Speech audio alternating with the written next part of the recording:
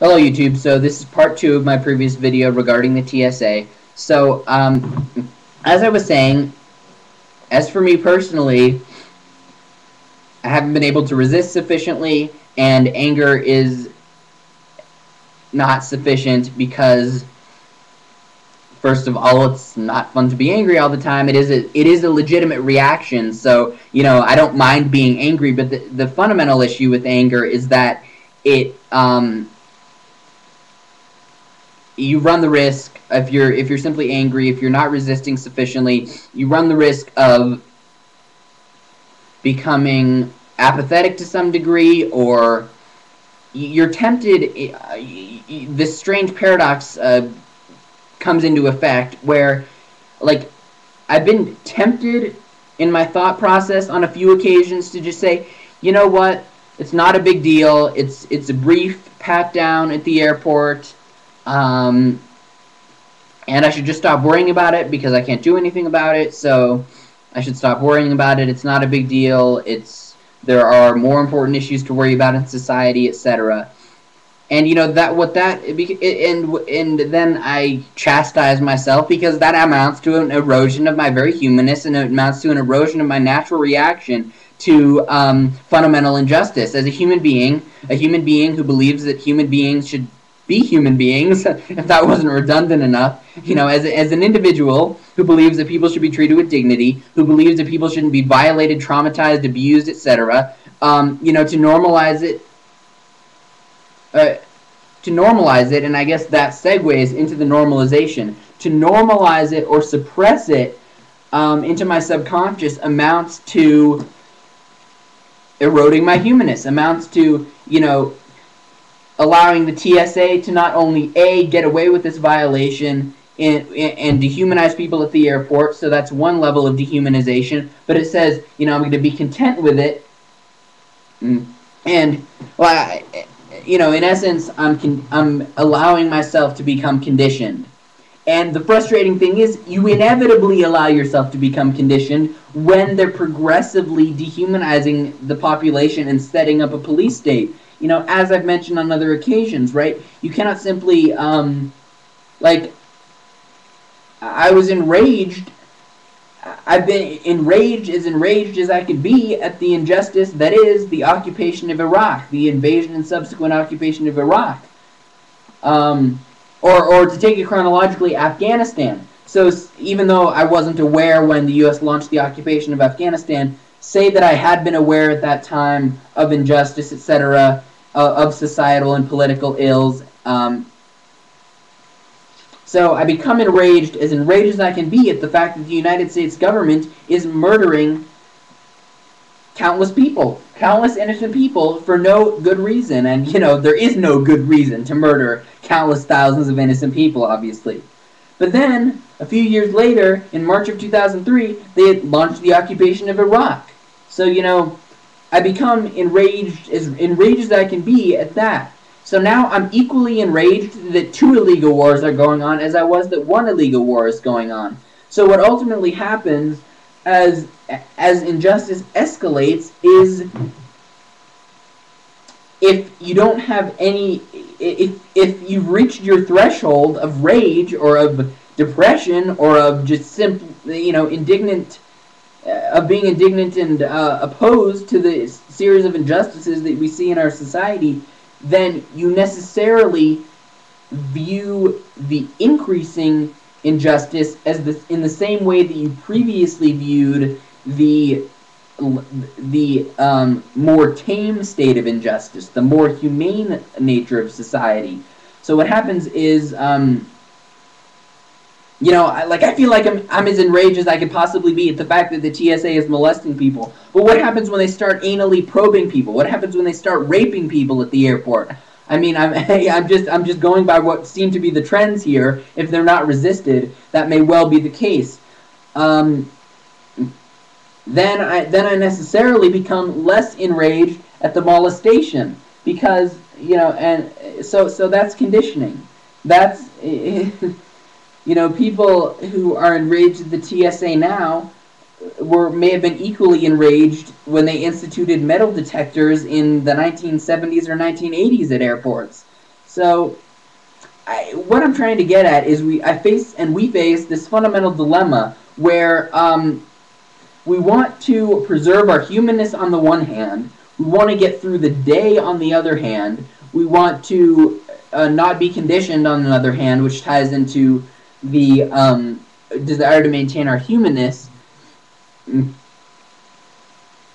and we want to resist, but we can't resist sufficiently in order to.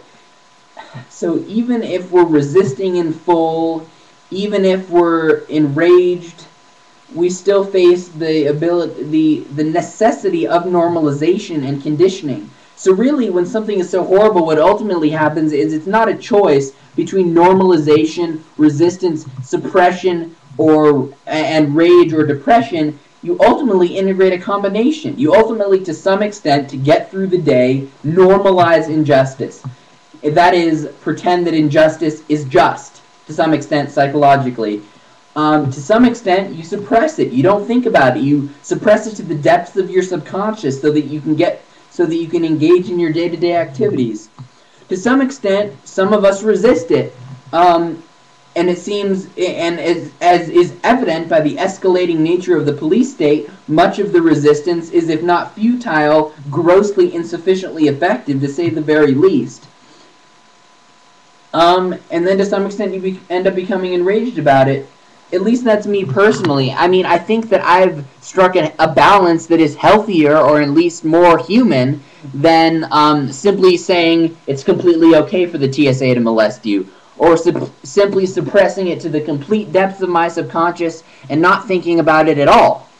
I think that I have, given the circumstances, maybe I've struck somewhat healthy of a dynamic. But, at the same time, I'm not immune from the actions, from the dehumanizing effects. Even if I don't fly, even if I resist, even if I'm enraged, I'm not immune from the dehumanizing effects, because I still have to live my life, and ultimately I cannot focus 24/7 on injustice, and so I suppress it, and I normalize it to some extent.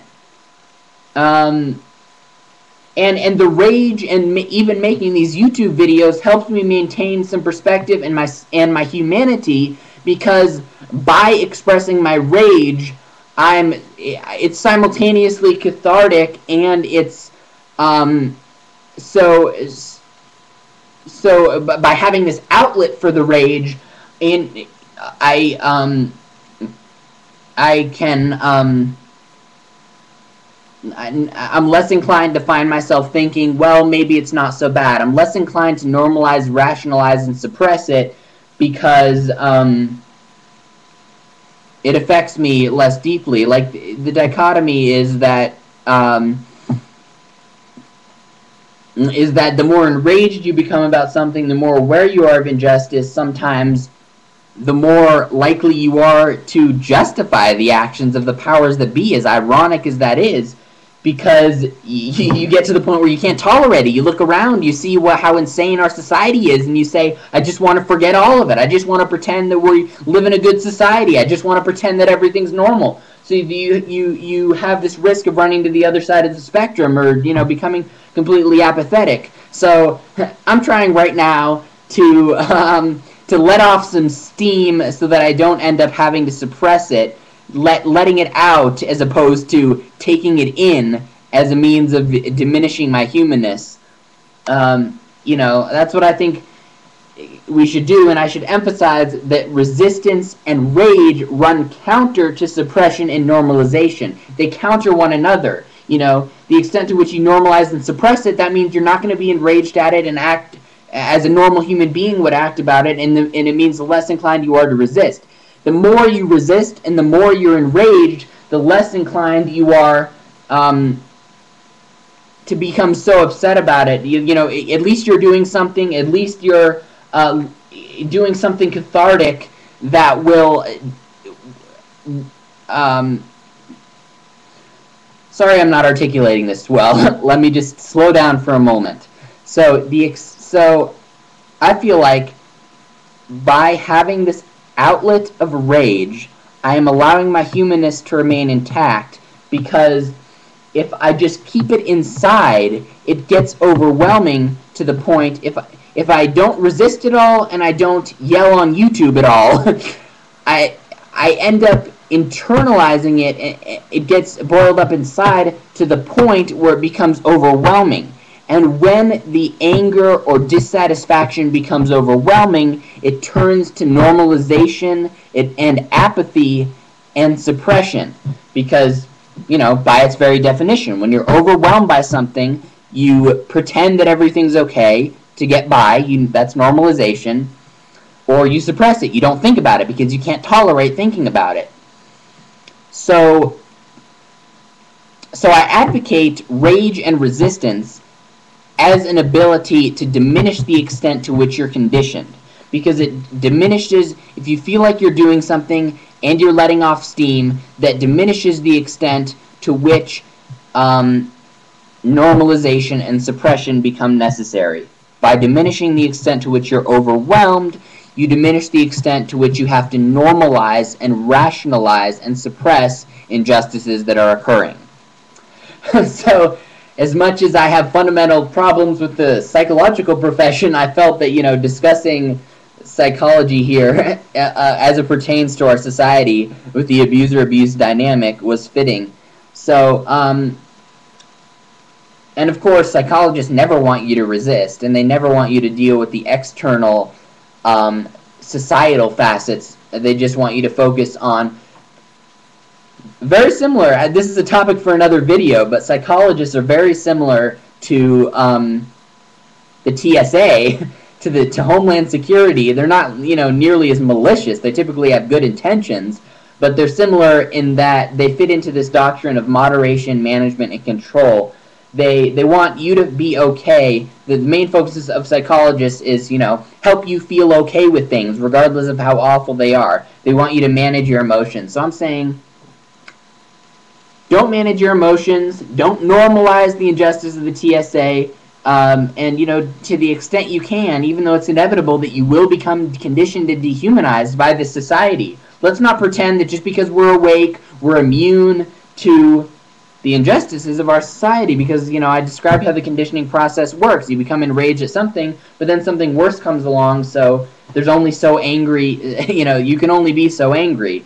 So the thing that you previously viewed as the most horrific injustice and were enraged at suddenly becomes less bad in the face of the increasingly horrific nature of society. But, you know, to decrease the rate at which you become conditioned, I advocate resistance, and I advocate rage and having outlets that allow that simultaneously let you recognize how fucked up things are, but not to the point where it overwhelms you and you become apathetic, docile, conditioned, exactly how the system wants you.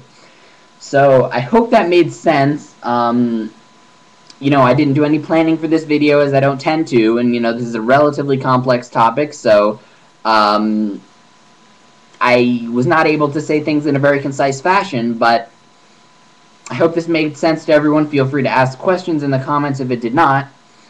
But yeah, I just thought I'd share a personal conflict I'm having that we all face as things become increasingly horrific in our society.